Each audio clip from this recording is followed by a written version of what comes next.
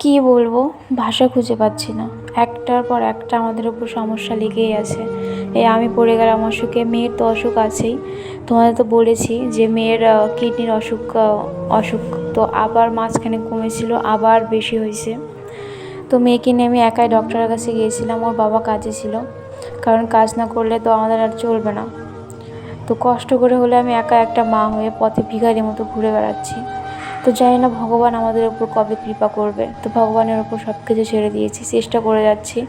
তো তোমাদের কাছে আমার একটাই রিকোয়েস্ট, প্লিজ একটু আমাদের পাশে এসে দাঁড়াও, একটু হেল্প করো আমাদের, কারণ তোমাদের হেল্প আমার একান্তই প্রয়োজন। তো হয়তো মেয়েকে নিয়ে একটু পার্কে আসছিলাম খেলাতে, কারণ ডক্টর বলছে যে মেডিসিন দেওয়ার পর 2 ঘন্টা 4 ঘন্টা কিচ্ছু খাওয়া যাবে না। তো ওই জন্য খেলাতে নিয়ে এসেছি। তো দেখো, ওকে থেকে বলতেই পারবে না ওর ভিতরে একটা এত বড় অসুখ করেছে, কিন্তু প্রেসআপ করে না। আজকে সারাদিনে একবার প্রেসআপ করেছে। তো তোমাদের কাছে আমার একটা রিকোয়েস্ট, প্লিজ একটু আমাকে হেল্প করো, পাশে দাঁড়াও।